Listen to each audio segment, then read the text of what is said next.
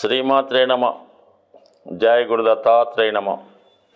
ఈ వీడియోలో మనం వృషభ రాశి వారి జీవన విధానం సాఫీగా అదృష్టకరంగా సాగాలంటే జాతకుడు ఏ విషయం జాగ్రత్త తీసుకోవాలి, ఏ గ్రహాల్ని ఆరాధించాలి అన్న విషయాన్ని మనం ఈ వీడియోలో పరిశీలించే ప్రయత్నం చేద్దాం. వృషభ రాశి సహజ రాశి చక్రంలో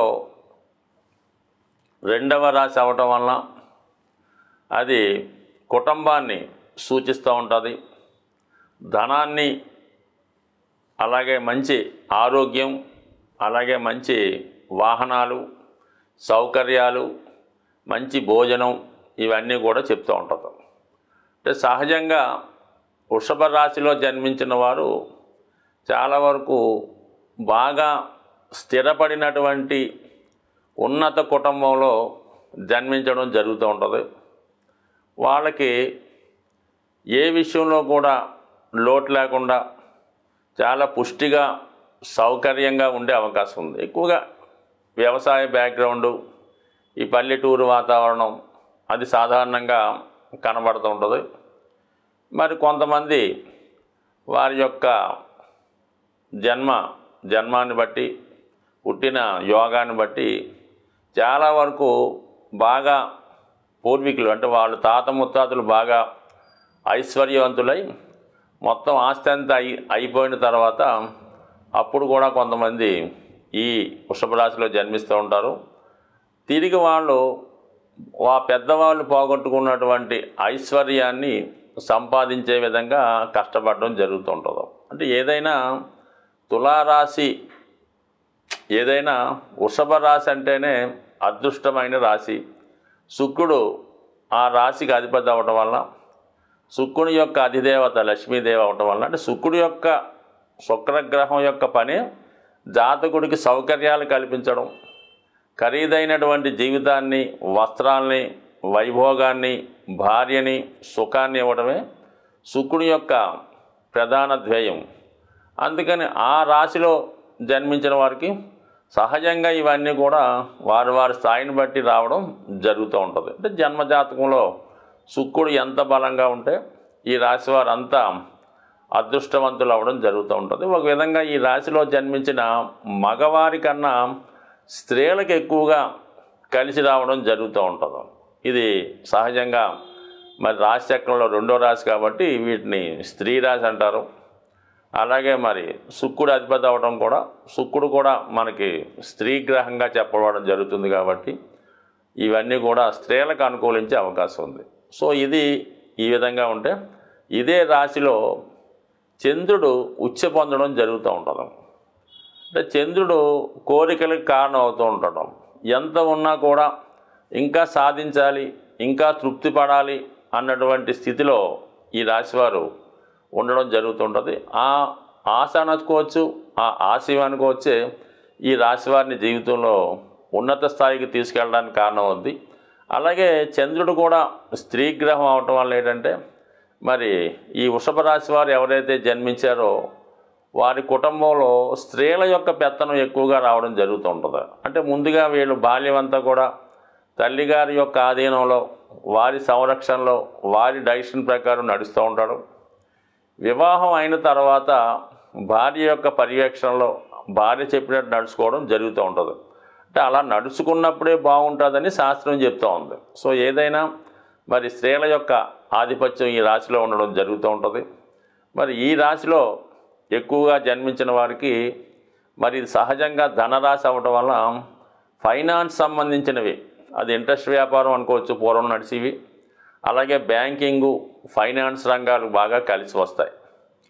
ఇది వ్యవసాయానికి సంబంధించిన రాశి కాబట్టి వ్యవసాయం చేస్తున్నవారు, అంటే వ్యవసాయ అనుబంధ సంస్థలైనటువంటి డైరీ ఫారం కానీ, కోళ్ల ఫారం కానీ, అందుకని ఎక్కువగా ఈ రాశిలో జన్మించిన వారు వెటర్నరీ డాక్టర్లుగా రాణిస్తూ ఉంటారు, అగ్రికల్చర్ బిఎస్సి చదువుతూ ఉంటారు, సైంటిస్టులుగా మారుతూ ఉంటారు అన్నమాట. అలాగా కొంతమంది ఏంటంటే ఈ పౌల్ట్రీ ఫారం, అలాగే ఈ కూరగాయల పరిశ్రమ, ఫెర్టిలైజర్సు, ఎరువులు, పురుగుల మందులు తయారు చేయడం కానీ, వాటిని సేల్ చేయడం కానీ, అలాగే ఇది భూములకు సంబంధించింది కాబట్టి భూములు అభివృద్ధి చేయడం, వ్యవసాయ భూములుగా మంచి తయారు చేయడం, ఇవన్నీ కూడా ఈ రాశి వారికి కలిసి వచ్చే అంశాలుగా మనం భావించవచ్చు. అయితే మరి ఈ రాశి వారికి వివాహం తర్వాత, వివాహం ముందు కన్నా వివాహం తర్వాతే ఎక్కువగా ఇబ్బందులు, కష్టాలు కలిసి వస్తుంటన్నమాట. ఎందుకంటే ఈ రాశి వారికి కుజుడు సప్తమ వ్యయాధిపతిగా ఉండడం వల్ల వీళ్ళు ఏదన్నా ఎవరితో ఉన్నా కలిసి వ్యాపారం చేసినా, పార్ట్నర్షిప్ వ్యవహారం చేసినా మరి జాతకుడు నష్టపోవడం జరుగుతుంటుంది. అలాగే వివాహం ద్వారా కూడా జాతకుడు కొంత నష్టపోవడం జరుగుతుంది. నష్టపోవడం అంటే ధనం, ఆస్తి కాకుండా తన యొక్క వ్యక్తిత్వాన్ని నష్టపోవచ్చు, తన యొక్క స్వేచ్ఛను నష్టపోవచ్చు. ఆ విధంగా ఆలోచించాలి తప్ప మొత్తం మీద ఏంటంటే ఈ విధంగా రావడం జరుగుతుంటుంది.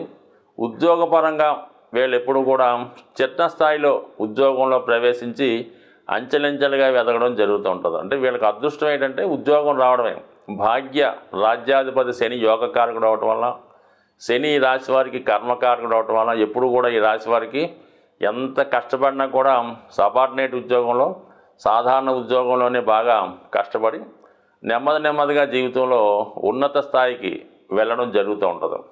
ఒకసారి ఉన్నత స్థాయికి వెళ్ళిన తర్వాత ఏమాత్రం వాళ్ళు డౌన్ఫాల్ అయినా, ఆ యొక్క హోదాని, ఆ సంపదని పోగొట్టుకున్నా తిరిగి మళ్ళా ఆ స్థాయికి అన్నది వీళ్ళు ఈ జీవితంలో రావడం అన్నది చాలా కష్టంగా ఉంటుంది. కాబట్టి మరి వీళ్ళు ఎప్పుడూ కూడా వారి యొక్క హోదాని, పదవిని, సంపదని కూడా పోగొట్టుకునే ప్రయత్నం చేయకూడదు. అంటే ఎప్పుడు కూడా నిజాయితీగా ఉండడం, ఎవరికి అపకారం చేయకుండా చాలా గుట్టుగా జీవన విధానం సాగించడం, ఎవరికి అపకారం చేయకుండా ఉండడం, ఇవన్నీ చేయడం వల్ల జాతకుడు చిన్న స్థాయి నుంచి పై స్థాయికి రావడం జరుగుతూ ఉంటుంది. అంటే సహజంగా వీళ్ళ యొక్క అభివృద్ధి కూడా చాలా లేట్ అవుతుంటుంది.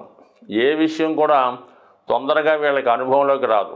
అందరితో కలిసి చదువుతారు, అందరిలాగే వీళ్ళు పాస్ అవుతారు.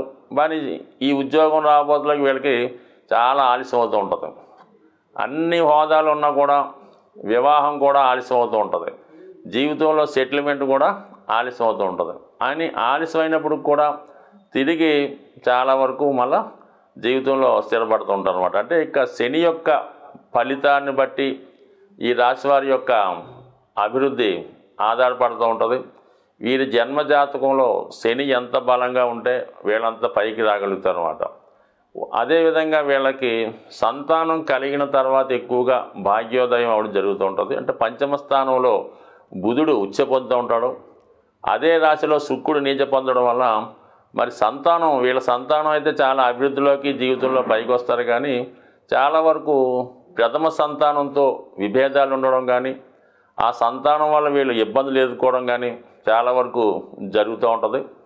అలాగే మరి వీళ్ళ యొక్క వివాహ జీవితం కూడా చాలా వరకు ప్రారంభంలో స్ట్రగుల్గా ఉండి తర్వాత వీళ్ళ యొక్క వివాహ జీవితం వల్ల ఇంప్రూవ్ అవ్వడం జరుగుతూ ఉంటుంది. బట్ ఏదైనా ఈ రాశివారు ఏ విషయాన్నైనా బిగినింగ్లో స్ట్రగుల్ పడవలసి ఉంటుంది.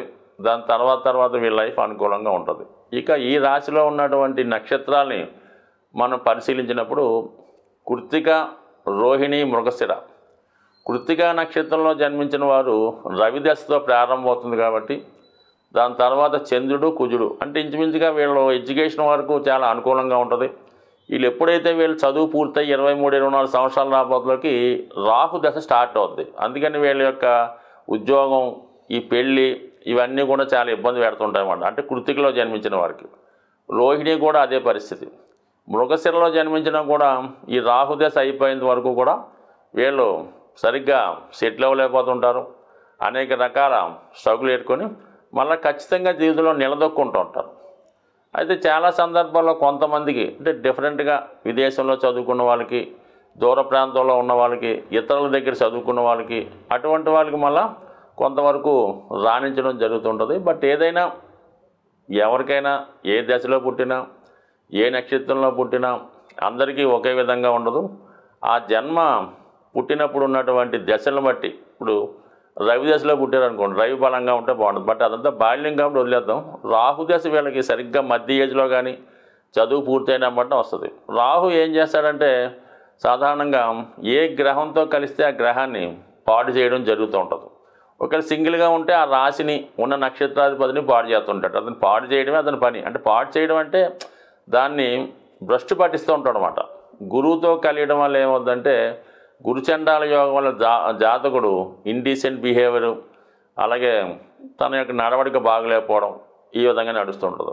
శుక్రుడితో కలిసి ఉన్నాడు అనుకోండి, పొరపాటుని అతను వ్యసనపరుడై ధనాన్ని వృధా చేసి స్త్రీ వ్యామోహంలో మరి తన యొక్క జీవితాన్ని నాశనం చేసుకోవడం జరుగుతూ ఉంటుంది. ఈ విధంగా మరి ఈ రాహు యొక్క స్థితి ఉంటుంది కాబట్టి ఎక్కువగా ఎవరికైనా సరే జాతక పరిశీలనలో రాహుదశ అంటే మనకి ఆరుద్ర, స్వాతి, శతభిష నక్షత్రాలు, ఈ నక్షత్రాలకు ముందు జన్మించిన వాళ్ళకి అంటే మృగశిర, రోహిణి అంటే కుజ, చంద్ర, రవి, శుక్ర నక్షత్రాల్లో జన్మించిన వారికి ఈ రాహుదశ ఖచ్చితంగా కొంత స్ట్రగుల్ పెడతాను వస్తుంది. కాబట్టి రాహు తర్వాత నక్షత్రాలు ఉంటాయి కదా, మృగశిర, అదే రాహు తర్వాత పునర్వసు, పుష్యమి, ఆశ్లేష, వీళ్ళు ఒక విధంగా చెప్పాలంటే వీళ్ళకి రాహుదశ చివరిలో రావడం వల్ల చాలా వరకు వీళ్ళు ఇటువంటి ఇబ్బందుల నుంచి తప్పుకోవడం జరుగుతూ ఉంటుంది. బట్ ఏదైనా వృషభ రాశి వారు వ్యవసాయ బ్యాక్గ్రౌండ్ ఫ్యామిలీ ఉంటుంది కాబట్టి వాళ్ళు ఎక్కువగా సుబ్రహ్మణ్య స్వామి ఆరాధన, రాహు యొక్క అనుగ్రహం కోసం శ్రీకాళహస్తిలో పూజ చేసుకోవడం కానీ, సుబ్రహ్మణ్య స్వామికి ఆరాధన చేసుకోవడం కానీ, చాలా కఠిన నియమాలు పాటించడం వల్ల చాలా వరకు వీళ్ళకి రాహు పెట్టే ఇబ్బందుల నుంచి బయటపడ్డారంటే అంటే రాహు జీవితంలో బాగా ఉన్న స్థాయికి తీసుకెళ్తాడు, చాలా అన్పాపులర్ చేయడానికి కూడా కారణం అవుతుంటాడు. కాబట్టి బట్ ఏదైనా వృషభ రాశి వారు ఎక్కువగా మరి కృష్ణ పరమాత్ముడిని, శ్రీకృష్ణ భగవంతుడిని బాల్య రూపంలో ఉండగా అంటే చిన్నపిల్లవాడిగా కృష్ణుడు ఎప్పుడు ఉంటాడో ఆ రూపంలో వీరు పూజించుకోవడం వల్ల మరి ఈ జాతకులు జీవితంలో ఇటువంటి చికాకుల నుంచి బయటపడి అదృష్టవంతులుగా మారే యోగం ఉంది. ఇంకా వీళ్ళు రత్నాలు ధరించాలనుకుంటే వజ్రం, నీలం, పచ్చ ధరించవచ్చు.